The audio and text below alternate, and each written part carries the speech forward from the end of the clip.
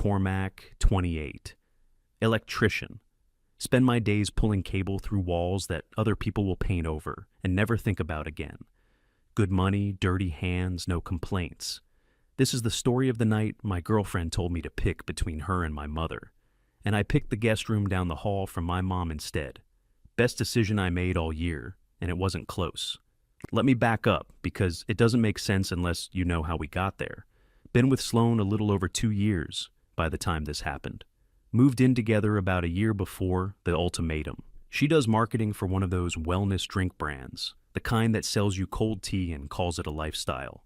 Half her actual job is standing in the kitchen with a bottle in her hand, talking to her phone like it's a person.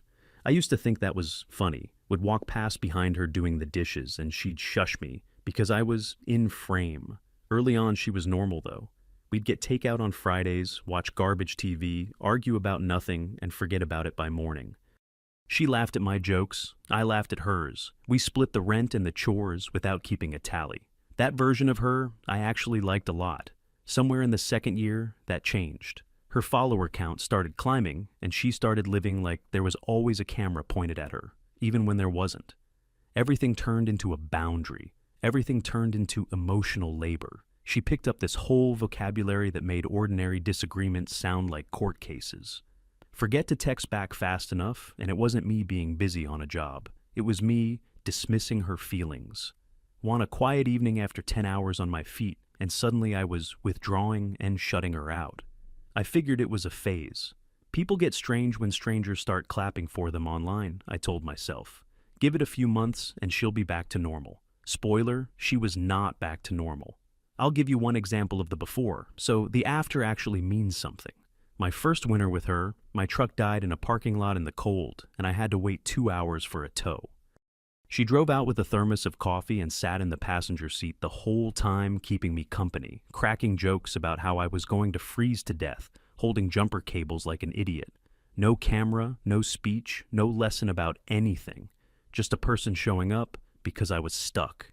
That's who I signed up for. I kept waiting for her to come back, honestly, right up until the night she didn't. The shift was slow enough that you could talk yourself out of noticing it. First it was little branded boxes showing up at the door for her to film. Then it was rearranging the whole living room so the light hit the couch right for her videos. Then it was me learning to duck out of frame on instinct, like the apartment had a hot zone. And then, without me clocking exactly when, the phrases from those videos started showing up in real arguments. The same words she used to sell tea to strangers, pointed at me over a sink full of dishes. The thing that actually kicked this whole story into gear was my mom. Enid, 58, retired librarian. Spent 30 years telling kids to lower their voices, and now she can barely raise hers above a whisper without laughing at herself. She needed a hip replacement. Had been limping for the better part of a year, favoring one side, wincing getting out of chairs, pretending it was nothing. Finally, the doctors put a date on the calendar for the surgery. It was planned, routine as these things go, but recovery is recovery. For a couple of months after, she couldn't drive, couldn't carry a bag of groceries up her front steps, couldn't really shower on her own without a rail to hang on to and someone within earshot. My dad's been out of the picture since I was a teenager, moved a couple of states away. We talk maybe twice a year on birthdays, and neither of us tries very hard. No brothers, no sisters. So the math on who helps her is about as simple as math gets. It's me. There is no one else on the list. There was never going to be anyone else on the list. So I started going over on weekends, Saturday mornings mostly, sometimes a Sunday if she had a Monday appointment. Drive the 20 minutes over, bring her groceries, fill up the little pill organizer with the days of the week on it, swap out a dead light bulb she couldn't reach, run her to her follow-ups, an hour, maybe 2, then back home. It's not like I was moving in. It was errands. The kind of stuff you do for the woman who wiped your nose for 18 years and never once handed you an invoice. Sloan did not like this, and she let me know fast, though she started subtle. The first weekend she was quiet about it. Just watched me grab my keys off the hook with this flat look, like I'd told her I was going to a funeral for someone she'd never met. Second weekend, the little comments started up. "You're over there every single Saturday now." Said it like I'd joined something with robes and a chant. I walked her through it again, calm as I could. The surgery, the 2-month window, The fact that my mother physically cannot lift a bag of canned soup right now without risking the new hip. She nodded. The nodding never reached her eyes, though. It was the nod you give someone to make them stop talking. By the third or fourth weekend, the gloves were all the way off. Enid was guilt-tripping me, apparently. Enid was manipulating me into being her unpaid nurse. A grown woman should just hire someone, she kept saying, as if that solved anything. My personal favorite was getting called a mama's boy who never cut the cord. I kept my voice level about it. Pointed out that a homemade runs close to half my paycheck a week, and that my mother is 2 months out of surgery, not asking me to move back into my childhood bedroom and let her cut the crusts off my sandwiches. Sloane rolled her eyes at that, like I'd said something genuinely stupid. That eye roll started showing up a lot. And look, I want to be fair here, because mama's boy is an easy thing to throw. My mom and I are not joined at the hip. Before the surgery, I saw her maybe every couple of weeks, called on Sundays, normal stuff. She's not the type to phone me crying to come fix a jar lid. She'd sooner struggle with it for an hour out of pride. The only reason the visits ramped up at all was that her body physically wouldn't let her do the basics for a while. If Sloane's mom had needed the same help, I'd have driven her myself, gladly, and never thought twice. That's not being tied to an apron string. That's just what you do when somebody who raised you can't reach the top shelf for a couple of months. Here's the part that first started getting under my skin. A lot of what came out of her mouth in these arguments didn't sound like her. It sounded rehearsed, like she was reading off the inside of her own eyelids. She'd say something about male toxicity and about men who put their mothers first to avoid real intimacy. And I'd get this itch that I'd heard the exact phrasing somewhere before. Then it clicked. It was her own content. The little speeches she filmed for strangers, she was now aiming them across our own kitchen table at me. I wasn't arguing with my girlfriend anymore. I was arguing with a script she'd written for an audience that wasn't me. The surgery itself went fine, by the way, in case you were wondering. I sat in that hospital waiting room and read a fishing magazine from 2 years ago, cover to cover, twice. Surgeon came out, gave the thumbs up, said everything went textbook. Enid was groggy and already cracking jokes about her new bionic hip before she was even properly awake. Drove her home 2 days later, got her set up on the couch with the remote, her phone, a glass of water, and a stack of library books she was never actually going to finish. That first week home, I went over more than the usual once, helped her practice shuffling around with the walker, made sure she was eating something with actual protein in it, and not just crackers and tea. Told Sloane it would settle down as soon as Enid was steadier on her feet. Promised her it was temporary. It did not settle down. If anything, that's when it got worse. Every Saturday morning turned into a performance. Go to my mom's, and Sloane would either sulk in silence for the rest of the day or have a fight loaded and ready. The second I walked back through the door. One weekend, she booked us brunch reservations she knew full well landed on top of my mom's physical therapy ride. When I said I couldn't do brunch because I'd already told Enid I'd drive her, that became Exhibit A, proof that I always chose my mother, proof that I put her second in my own relationship. Started to feel like I was being walked into a test designed, so there was no answer that counted as passing. A couple of the weekends really stuck with me. One Saturday I got back from my mom's a little after noon, and Sloane had spent the whole morning cleaning the apartment to a shine, which I found out was so she could tell me I'd missed helping and left it all to her. I pointed out she'd never once asked me to help clean. She'd waited for me to leave and then built a grievance out of it. That landed as me being defensive, which is the thing they call it when you're right. Another weekend, Enid had a rough day. Hip was aching. She was down about being stuck in the house. I stayed an extra hour just sitting with her, watching a cooking show, letting her complain about the physical therapist who she swore was secretly a drill sergeant. Got home, and Sloane didn't even ask how my mother was. Her first sentence was a count of how many hours I'd been gone. Started keeping time on my visits like a parking meter. I'd walk in, and she'd already have the number ready. 3 hours today, delivered like a verdict. The grocery thing became its own little war. I'd pick up my mom's groceries and ours in the same trip to save time. And somehow that turned into evidence too. You'll shop for her, but you forgot my oat milk. I had not forgotten the oat milk, it was in the second bag. But by then the oat milk wasn't really about oat milk. Then there was the group chat. Sloane's got three close friends, and I'm not going to bother naming them because in this story, they honestly function as one three-headed thing. They've got a running chat that lights her phone up at every hour of the day and night, and every single time she came back from seeing them in person, she was louder, angrier, more locked in on the idea that I was the problem to be solved. I pieced together the gist from the bits she'd read out loud when she wanted to land a point. Red flag, that one came up constantly. He'll never put you first. Leave now while you're still young enough to find someone who will. One of them apparently dropped the line that a man who won't stand up to his mother will never stand up for his partner, which sounds real profound until you remember I wasn't standing up to anybody. I was buying my mom yogurt and unscrewing a light bulb. I remember sitting in my truck outside a job around that time, just thinking, and it hit me clean. I wasn't in a fight with Sloane anymore. I was in a fight with four women in a chat log. And that's a fight you cannot win because the other three aren't in the room where you could actually talk it through. They're just off to the side, feeding her fresh ammunition and heart emojis, and every reload lands back in your own living room. There was one dinner with those friends that I think sealed it, and I wasn't even there for it. Sloane came home from it wired, wouldn't sit down, pacing the kitchen. Apparently the table had spent the whole night workshopping my behavior like a group project. One friend, the one who fancies herself the wise one, had delivered a whole diagnosis. My helping my mother was really about me avoiding intimacy, building a life raft so I'd always have somewhere to run when a real relationship got hard. Sloane repeated it to me, almost word for word, proud of it, like she'd brought home a trophy. I asked her plainly whether it had occurred to any of them that my mom just had surgery and there's nobody else to help. The answer was that I was deflecting again. The last week or two before the blow-up, the temperature just kept climbing. She started framing everything as a pattern, capital P. A forgotten text was part of the pattern. A Saturday at my mom's was part of the pattern. Me being tired after work was part of the pattern. Somewhere in there she'd decided the story already, and every day was just her collecting exhibits for a trial she'd already reached a verdict on. I'd stopped being her boyfriend and turned into a case file with legs. One argument that week really told me where things stood.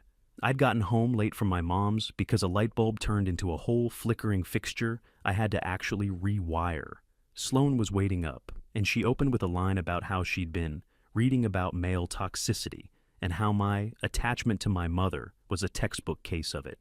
Said men like me use family obligation as a shield so we never have to be vulnerable with a partner. I asked if she genuinely believed changing a light fixture for a 58-year-old woman with a new hip was toxic. She said it wasn't about the fixture, it was about the pattern of choosing and what it revealed about me. That word again, revealed, like I was a crime scene she was processing. I remember standing there in the doorway with my tool bag still on my shoulder, thinking I could not win an argument where the other side has already published their conclusion online. So picture the pressure cooker by this point. My mom, recovering, needing a couple hours of help a week and grateful for every bit of it. My girlfriend talked into believing this was a hill worth dying on, egged on by a chat that treated my mother's surgery like a personal attack on Sloane, and me, loyal and a little dumb about it, still telling myself that if I just stayed patient and kept my head down, the whole thing would eventually blow over. Now, the night it all came to a head. I remember the setup better than I remember the date. It was a weekday evening. I'd just gotten off a long job, hands still smelling like wire casing and drywall dust. The strange thing is, the apartment was actually calm that night, calmer than it had been in a while. We'd eaten dinner without a fight. She'd been on her phone, I'd been decompressing. I honestly thought maybe the worst of it had passed. Looking back, that quiet was her loading up, not letting go. I was half asleep on the couch, TV watching me more than I was watching it. Phone rang. It was Enid. She couldn't reach something on a high shelf, a big mixing bowl, I think, and she had an appointment early the next morning she needed a ride to. Completely ordinary call, 30 seconds start to finish. I told her no problem. I'd swing by before work, grab the bowl down, and take her to the appointment. Hung up. Looked up. Sloane was standing in the doorway to the living room, arms crossed over her chest, and she had a look on her face I hadn't seen from her before. Calm. Too calm. The calm of somebody who's been waiting for a specific phone to ring so they can finally deliver the line they've been holding. "That's it," she said. "It's her or me. Choose, right now." And I need you to understand exactly how she said it. She wasn't upset. Wasn't crying, wasn't shaking, wasn't even raising her voice. Her voice was flat and steady because in her head, this wasn't a gamble. This was the winning move on the board. She was 100% certain I was about to fold, that I'd do what I always did, open with, "Babe, come on, let's talk about this." And by the end, I'd be apologizing for a phone call about a mixing bowl. An ultimatum only works if you already know the other person will cave. You don't put a gun on the table unless you're sure it can't ever end up pointing back at you. I looked at her for a second, maybe two, waited to feel scared. The fear didn't come. Waited to feel angry even. That didn't really come either. What I felt was just quiet. The specific quiet of a decision that's already been made somewhere below the part of you that talks. Didn't argue. Got up off the couch, walked past her into the bedroom, pulled my gym bag down out of the closet, threw in the charger, couple of shirts off their hangers, toothbrush from the bathroom, the small pile of stuff you grab when you already know you're not sleeping there tonight, and probably not tomorrow night either. She trailed me to the bedroom door. And I could hear the confidence draining out of her voice in real time, word by word. "What are you doing?" she said. Except it wasn't a question anymore. It was the first crack running up a windshield. "You're picking her? Over me?" Zipped the bag shut. "No," I told her. "I'm picking not to be with somebody who makes me choose. My mom's just the one who happens to be closer tonight." And I left. Quietly. No slam door. I'm not built for slam doors. Just picked up the bag, lifted my keys off the hook by the front door, and drove the 20 minutes to my mother's house with the radio off. Enid was still up when I got there, parked in her recliner with one of those library mysteries. Looked at me, then at the bag over my shoulder, and asked if Sloane and I had had a fight. Told her we hadn't had a fight. Told her it was already over, past tense. She didn't push, didn't pry, didn't do the thing Sloane was always so sure she'd do. Just said the guest room had clean sheets on the bed and there was leftover soup in the fridge if I was hungry. That was the whole conversation. I ate the soup standing up at her counter. Slept better than I had in a solid month. On a twin mattress under a shelf of paperbacks. In the room my mom keeps made up for exactly nobody. Next morning, I was up before my alarm out of pure habit. Reached that mixing bowl down off the high shelf for her, the one that started the whole thing. Made her coffee, drove her to the appointment like I'd said I would the night before. She watched me the whole ride, I could feel it, but she didn't ask a single question. At a red light, she just reached over and patted my arm once, then went back to looking out the window. That was Enid's version of a paragraph. Whole thing said in one pat and a bit of silence. Here's the thing about Sloane's whole plan. There was no version of that night, in her head, where I walked out the door. That outcome didn't exist on her side of the table. The ultimatum was built to end with me on my knees, proving my devotion by throwing my mother under the bus for the sin of needing a ride to the doctor. That was the entire point of it. So when I just calmly packed a bag and left, the whole mechanism fell apart in her hands. Because the move only functions if the other guy is terrified of losing you.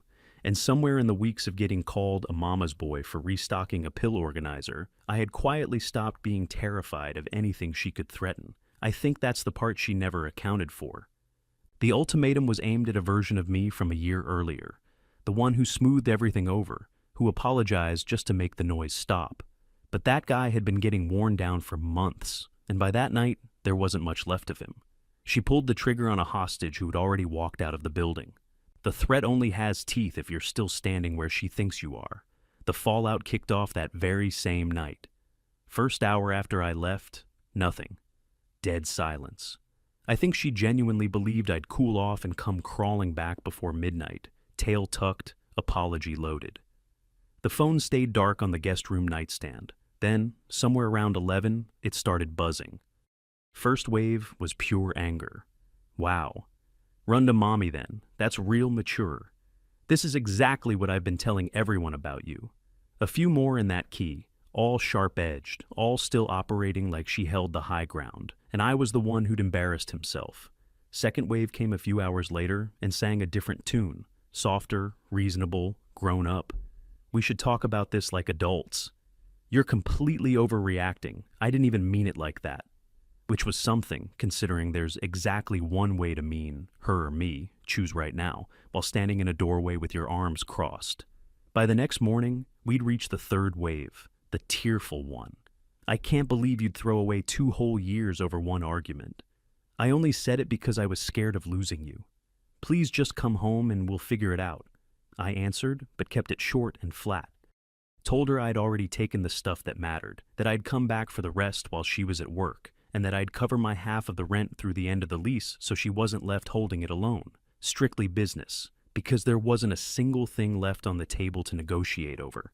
You cannot unring the choose right now bell.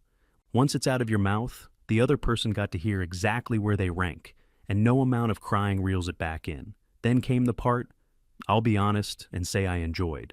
The group chat turned on her. See, as long as it stayed an abstract little story, Sloan was the heroine of it.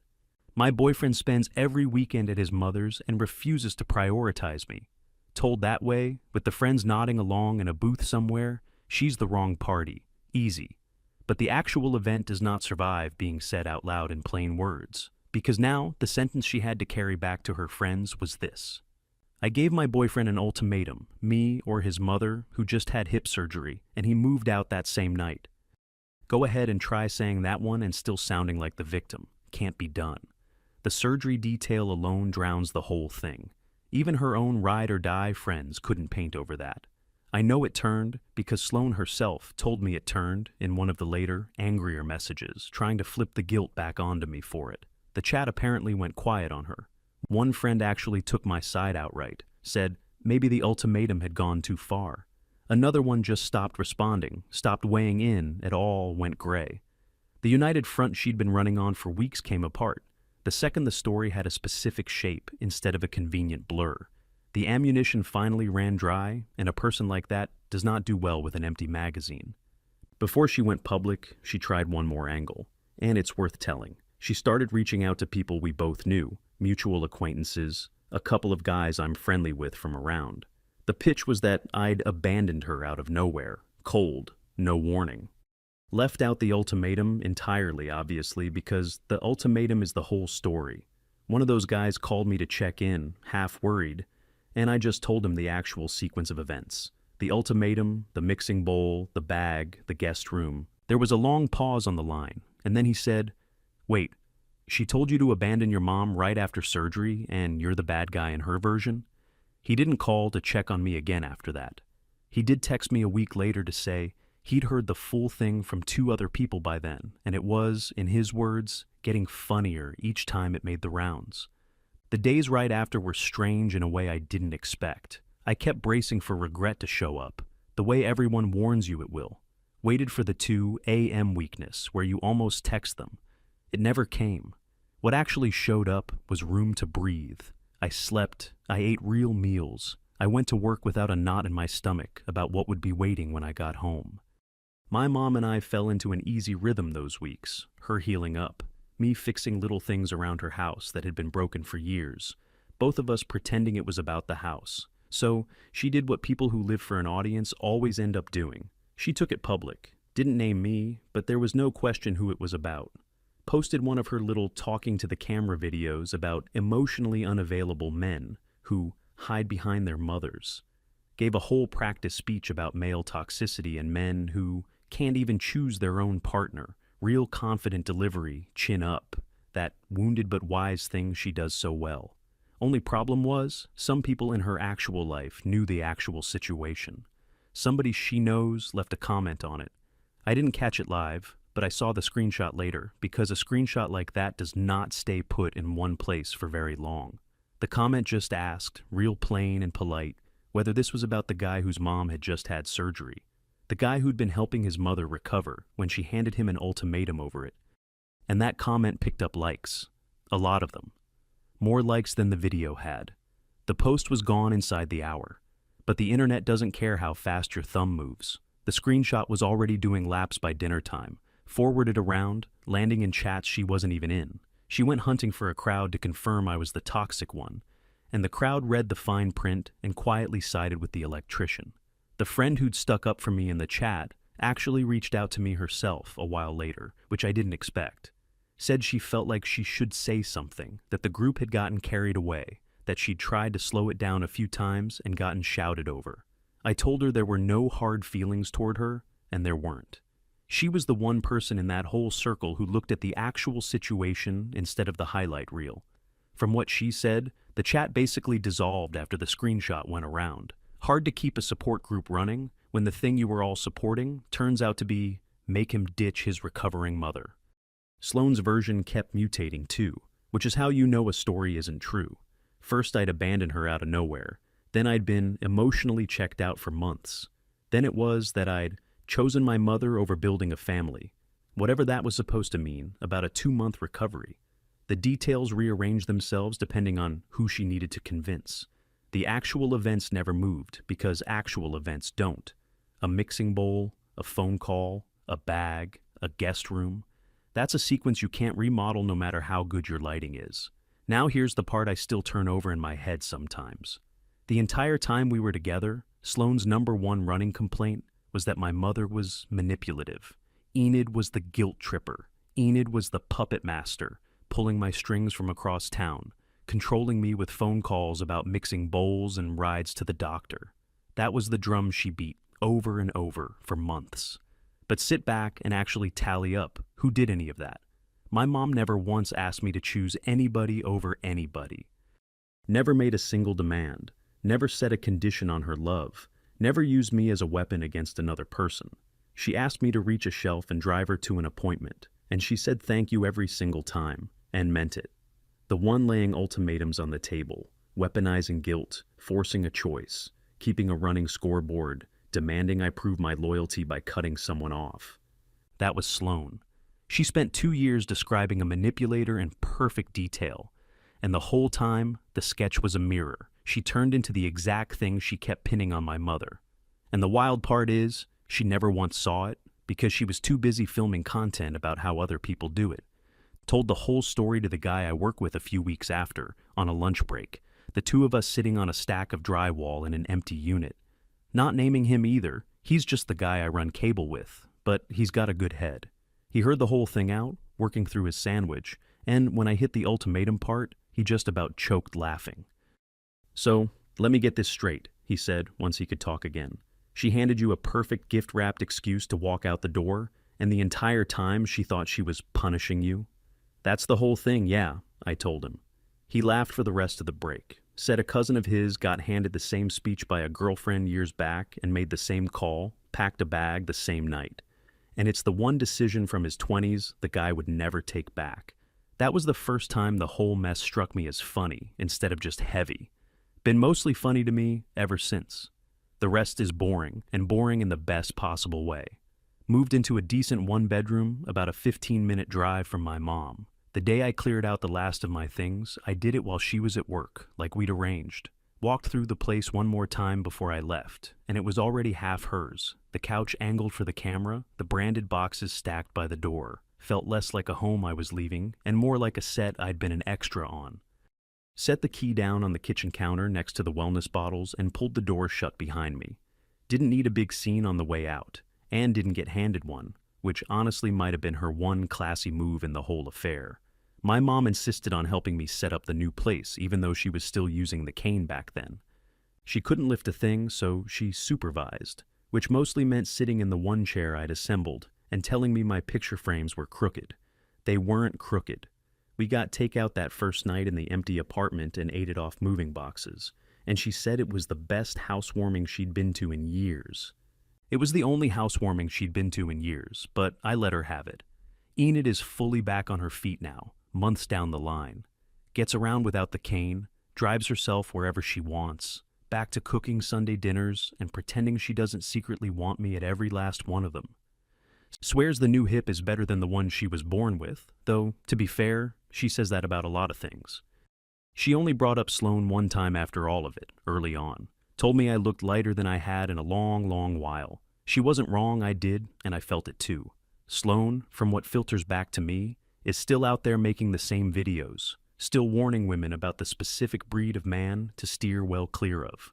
Somebody sent me one a few months back, unprompted, just captioned, "Sound familiar?" Watched about 10 seconds of it, her doing the chin-up wounded-wise thing, talking about men who aren't ready to prioritize a real partnership. Closed it and went back to my dinner. It doesn't sting, which surprised me for about a day, and then stopped surprising me. You can't be wounded by a stranger describing a man who doesn't exist. And honestly, in my case, she's got a point. Women like her should stay well clear of men like me. Because when you stand in a doorway and tell us to choose, we go ahead and choose. We just don't always land on the answer you already wrote down in your head for us. I dated a little since, nothing serious yet, and I'll tell you the one thing that changed. I mentioned my mom early now, on purpose. The surgery, the help, all of it, right up front. Not as a test exactly, but you learn a lot about a person by how they react to a guy who shows up for his family. Most people think it's a green flag, which it is. The one who'd think it's toxic will let you know soon enough. And then you get to skip the 2 years I didn't. She was sure her or me was a trap with only one way out, the way she'd wanted it. Turned out it was a door. She opened it herself, propped it wide, and then stood there genuinely stunned that I'd walk through it and not look back. If there's anything worth taking from all this, it's small and it's simple. The moment somebody makes you choose between them and a person who has only ever shown up for you, they've already handed you the answer about which of the two is the safe bet. Believe them the first time they show you. Pack the bag. The made-up guest room down the hall is more loyal than any ultimatum standing in your living room with its arms crossed. Anyway, that's the story. She said, choose. I chose the guest room. Haven't regretted it one single day since.